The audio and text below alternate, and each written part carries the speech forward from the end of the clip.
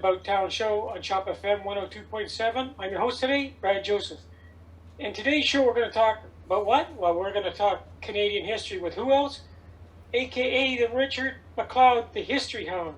And we're going to get a little bit of tidbits of information about John Graves Simcoe. We're going to talk a little bit about the origins of Pickering College. Welcome back to the show, Richard. Long time no hear from. How you doing, Brad? I'm doing pretty good, until you sent me this information package about John Graves Simcoe, and I remember being taught about it in Canadian history years ago in high school, but people seem to somehow forget who John Graves Simcoe is. Can you tell the listeners what you've uncovered about John Graves Simcoe? Well, actually, I guess Simcoe is best known for being the architect of Yonge Street, but I've got involved in doing research on Simcoe because we tend certainly in Canadian history, to look at the period in which people served here in Newmarket, here in Ontario, whereas they had a life before and after. So that's how I got interested in doing more research and writing my recent article on Simcoe. He was the first Lieutenant Governor of Ontario. If you'll remember, the British government decided that what it would do is it would break up what it called Canada into Upper and Lower Canada. Lower Canada, of course, being Quebec, essentially, and Upper Canada being Ontario. And so they decided that they would break up the two. They would create two new entities, and they decided that they would pick a gentleman who already was famous, John Graves Simcoe, to be the first Lieutenant Governor of Ontario. I see that from the information I got that he was predominant in finding York, which is now Toronto, and he was instrumental in introducing institutions such as courts of law, trial by jury, English common law, freehold land, and also let me do that over again, Gareth. I'm just reading from my thing here. Go when you're ready. Well, from the information I got, Richard, John Graves Simcoe founded Toronto, and he was instrumental in introducing institutions such as courts of law, trial by jury, English common law, and freehold, and also with the abolition of slavery in Canada. I didn't say that word right, did I, Richard? No. Abolition is the word you're looking for. Abolition. See what happens when you start reading from a prompter? The abolition of slavery in Canada. I wasn't aware of that. Yeah, Simcoe would appear to have been a very forward-thinking man. When he arrived in Canada, he had a lot of ideas of what he wanted to do. Now, we should mention at this point that he had already been over the side of the pond before. He spent 6 years in the United States on the British side during the American Revolution. So he well knew this part of the world, and he had very distinct ideas about how he would take over, or he would institute changes here in Ontario when he arrived.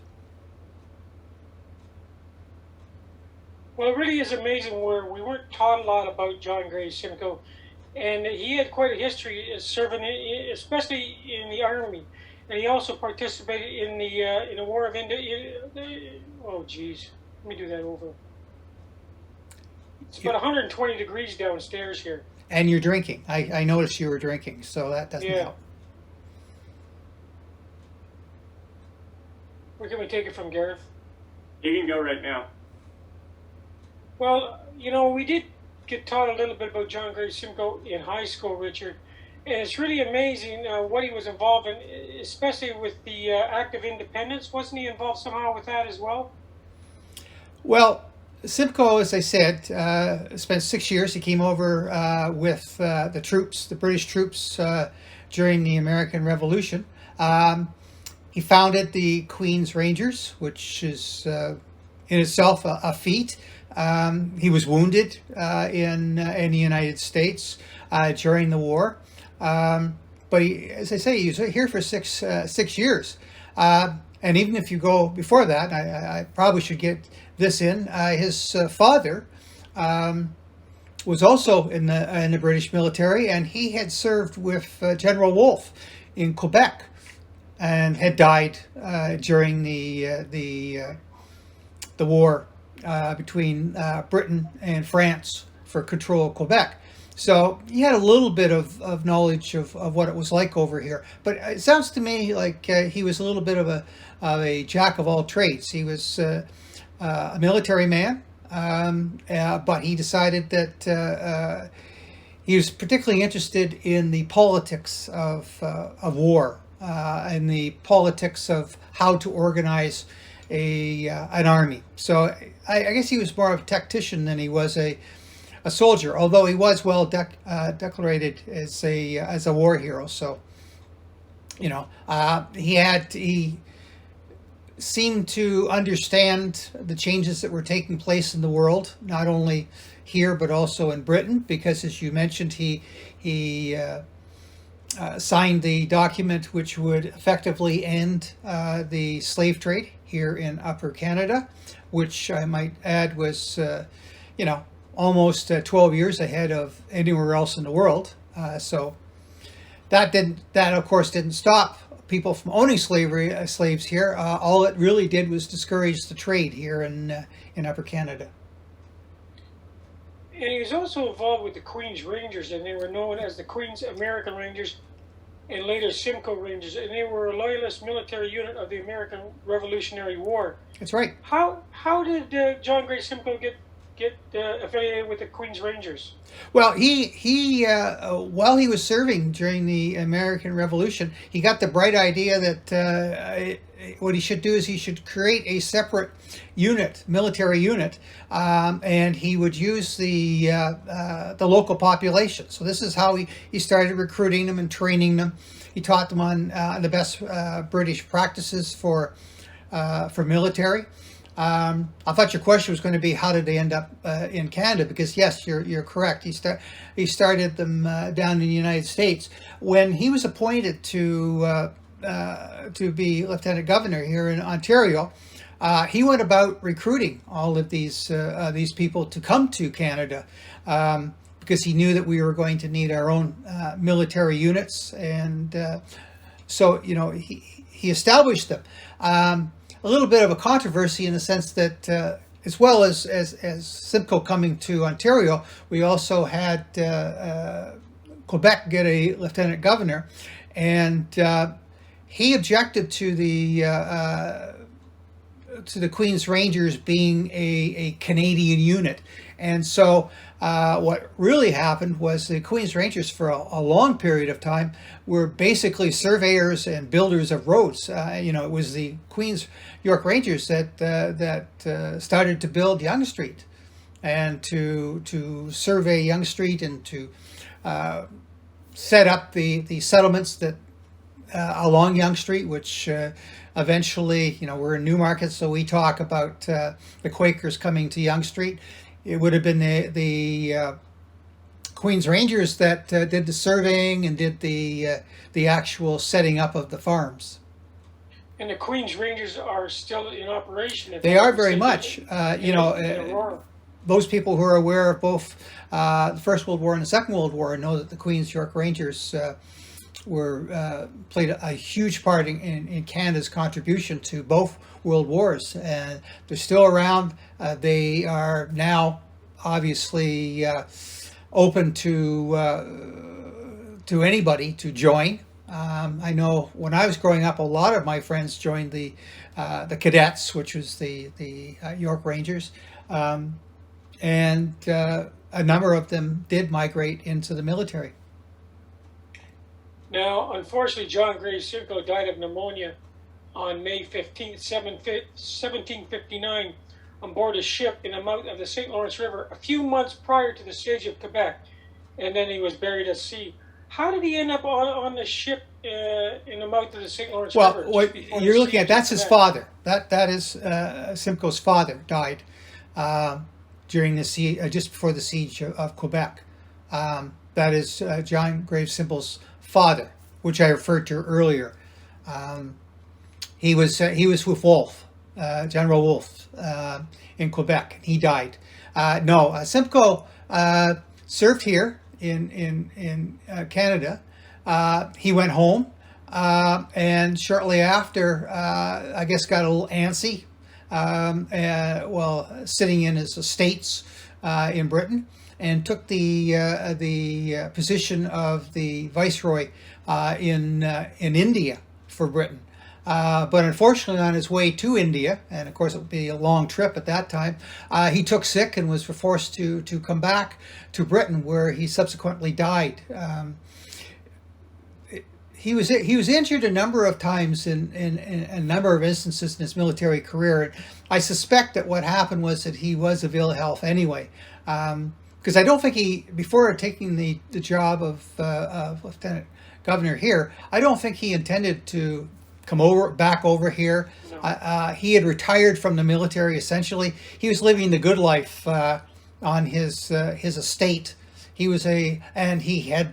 served time in the British Parliament as well. So he did a lot of other things. I think the appointment to come to Canada he saw as being something exciting, but I think he thought he was going to be in charge of all of Canada. I don't think he realized until he got here that he was just going to be in charge of Ontario.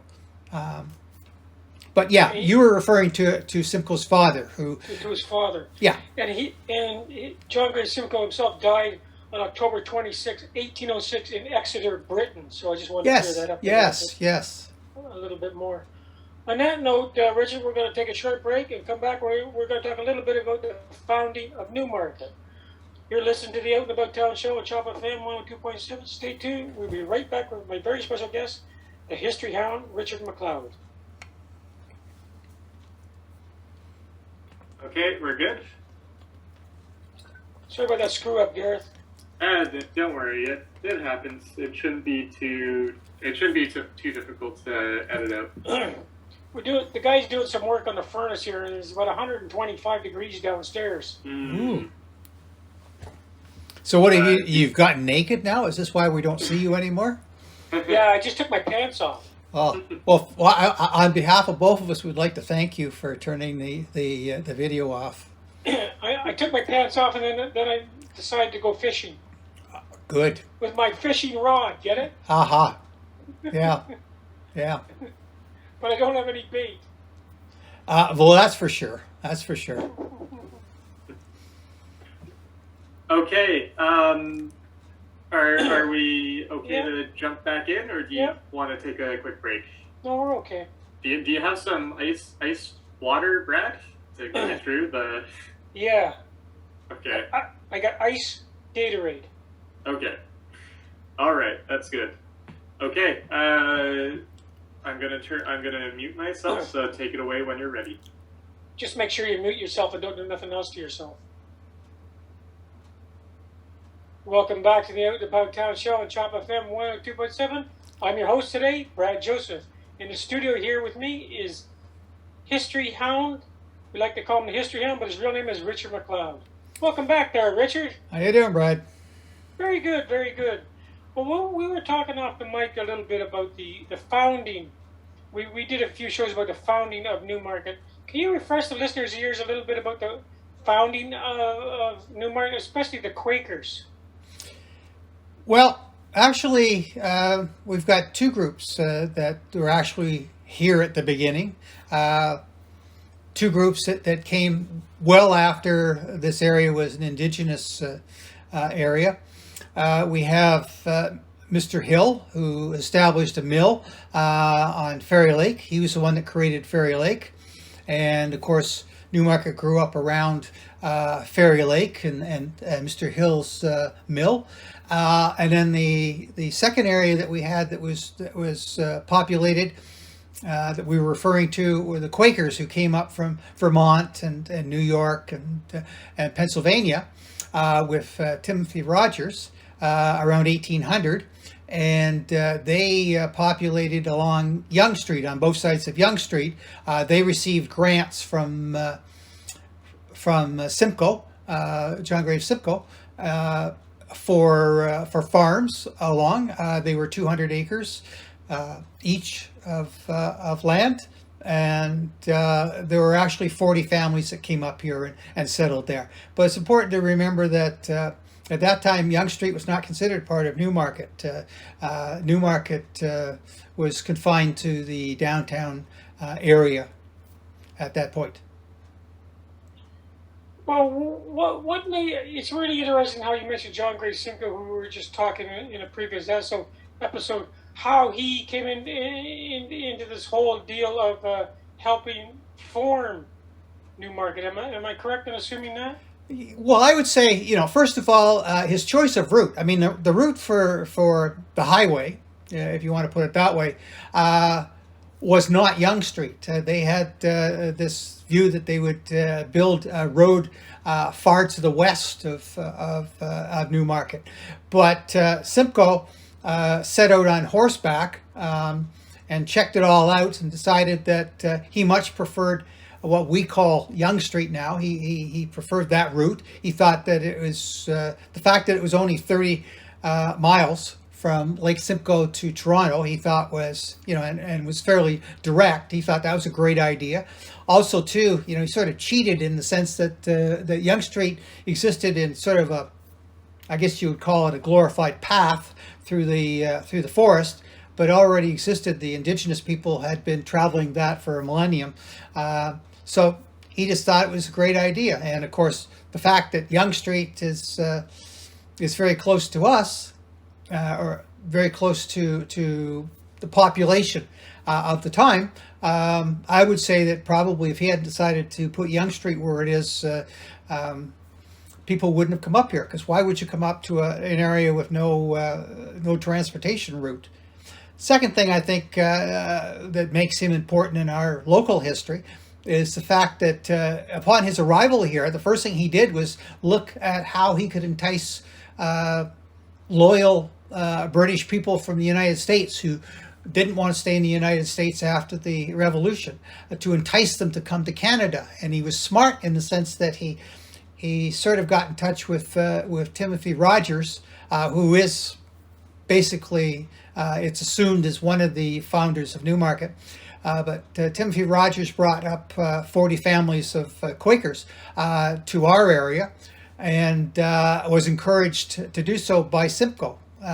Simcoe offered them 200 acres of land. The catch was that they had to clear the land within 1 year completely, start their farms, build a house on the property, and they also had to contribute their labor to building Yonge Street in front of their house. So, that was sort of a brilliant idea, I think, because what he did was he got the potential landowners to actually build a section of Yonge Street in front of their house for them. Now, during this time that Newmarket was forming, was there like a mayor and I would say in a council to manage things and for the infrastructure of the town? No, well, we didn't become officially an incorporated village until 1857.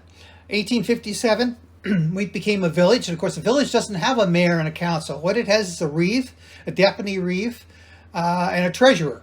So we had a reeve, a deputy reeve, and a treasurer, but we did not have a council. We didn't get a council until 1880, when we were incorporated as a town, and then we got a mayor. We retained the reeve under the agreement. So we had a reeve, we had a mayor, and we had a council. So it wasn't until 1880 that we actually had a mayor and a council. Now, was there electricity in the area by then, or did they just do everything without electricity? Because the information I got, that electricity didn't come in until about the 20th century.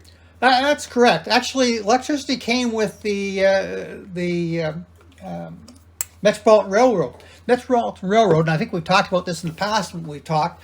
Metropolitan Railroad came here in the 1880s, and it was an electrical railroad. It was, way ahead of its time. And so what happened was that as it moved north, from Toronto, they built the infrastructure for hydroelectric power. So when it came through Newmarket, of course, we got electricity. And for a long time, really until the mid-1920s, Newmarket bought all its hydro from the Metropolitan Railroad Company. So, after that, of course, when they left, they shut down coming to this area in the mid 1920s, and so then Ontario Hydro came along, and that's where we got the hydro. But that we would not have hydro had we not had the Metropolitan Railroad coming through here, because the hydro came with the railroad, because that's how the railroad worked. And that's a little bit of information that a lot of people don't seem to get the idea about, that there was no real electricity in the area at all. And then the railroad did bring in the electricity. So that's correct. That's a little tidbit of I would say, of history that a lot of people don't seem to know. Well, Newmarket's been very, and we've mentioned this before in our chats, Newmarket was very fortunate. First of all, the building of Yonge Street, where it was built, was a blessing. Then Newmarket was one of the stops on the first railroad in Ontario. So, the railroad came through Newmarket, and then when the Metropolitan Railroad was expanded north to Sutton and to Lake Simcoe, Newmarket was also on that railroad. So, we've constantly had the blessings of government plans for infrastructure come along and help establish Newmarket as the place to be, the hub of York Region, as they used to say when I was a kid. And they just didn't get really transit service to the last, I would say, 10 years, Richard? You mean bus service? Bus service, yeah. Well, we've had bus service. We had the Great Coach here. The Great Coach actually came in about the time that the Metropolitan Railroad stopped coming here. So the Great Coach, we had bus service. The bus depot in Newmarket used to be just behind the King George Hotel on Main Street. Yeah, I remember it wasn't very good city service in Newmarket then, until it got a little bit better with some of the transit system, with the building of the transit system also on Yonge Street and the expansion of the infrastructure. Well, of course, they built the subway in Toronto, and eventually to Steeles Avenue, but the bus service to Toronto was actually very good, because one of the big highlights for anybody in Newmarket was going to the CNE, and they ran CNE Express from Newmarket, from the beginning of the CNE, and it was always full out of Newmarket. This was the big thing. This brings me up to my next subject, what I'd like to talk about one of my favorite subjects, Pickering College. And I did not know that they sat on so much ground. They said they're sitting on 42-acre property on Bayview Avenue. Yeah, they took over a farm. It was so big. Yeah, well, they took over an entire farm. The reason why Pickering College came here, as has happened a lot in Newmarket's history, is a huge fire burned the entire Pickering College in Pickering. That's why it's called Pickering College.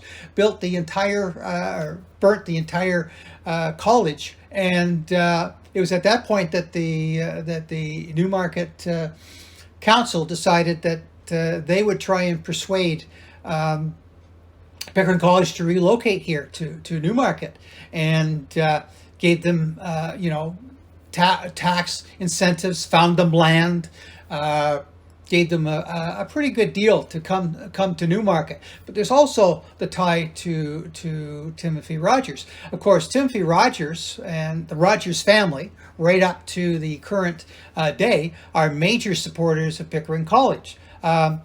if you take a look at Ted Rogers, the Ted Rogers that we know, who founded Rogers Cable, his father was an instructor here in Newmarket at Pickering College, and is involved in a lot of historic events at Pickering College. And I think we talked about Pickering College's history before, but he was involved in the first signal from Canada to Britain with Marconi.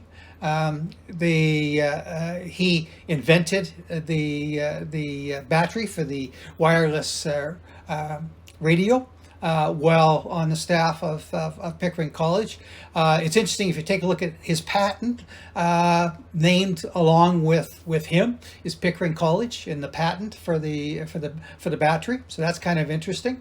I know that I did a little bit of business with Ted Rogers over the years, and I know he always used to talk about Pickering College and how he always told me the story about how he was very important or very influential in them moving the Quaker archives for Canada to Pickering College. He paid for it, and so there's a really close tie to between Pickering College and Newmarket because of the Quaker, I guess you'd say, roots of Pickering College. A lot of people don't realize that Pickering College is essentially a Quaker college. And you're right, they are stored in the Quaker Archives and Library of Canada, which is housed in the Arthur Garrett Dorland Reference Library right in Pickering College. So exactly, there's a deep past with the Quaker Archives in this college as well.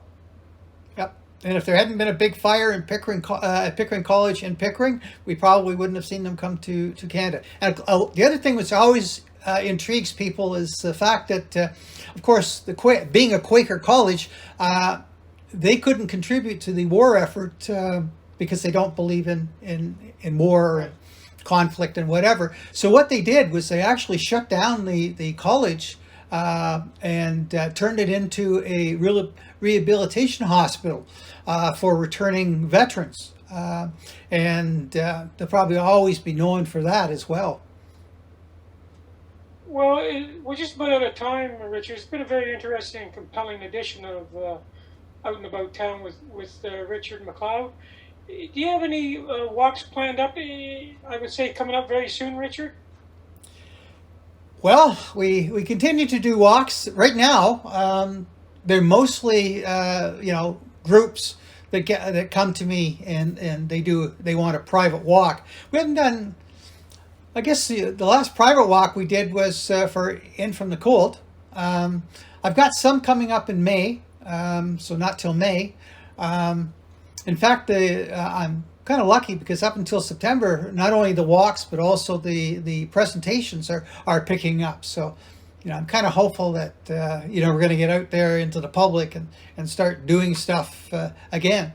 And people can always catch my articles on Newmarket Today, of course. So if you're interested, and we've got the Facebook page. So we're getting out there. We're finally getting the word on the street, so to speak. Hopefully, people are interested in our local history and are interested in getting out. And I think supposedly the next topic we have for public walks is we're going to do a series of walks of Newmarket streets. So what would happen is that we would pick a street like, Timothy Street, and we would do a walk from one end of Timothy Street to the other, talking about the houses that are there or the buildings that are there, what used to be there. So a series of shorter walks, and which might be exciting. I know quite often people are out of shape. This is, I'm lucky because I walk miles and miles, but people are out of shape. So one of the comments I got about past walks that we've done is people go, well, they're too far. This is like 40 minutes we're walking. I don't want to walk for 40 minutes. So we're looking at offering somewhere, they're maybe 20-25 minute walks, a little bit shorter. Well, that's always great, and I intend to come out to a couple of your walks and work off this pandemic weight. And I can't wait for your Halloween walk. Yeah, that's always a popular one. Well, can you give the listeners out there your website, how to contact you? You know, when they want more information about Newmarket in your library of archives. Sure. Well, you can always go on to, and everything is under the History Hound, so it's pretty hard to miss me. I have a Facebook group called the History Hound. I'm on the web at thehistoryhound.ca. You can email me at thehistoryhound@rogers.com. I'm on both Twitter and Instagram. Again, the History Hound. So the key thing to remember is the History Hound, and you can find me in all of these places.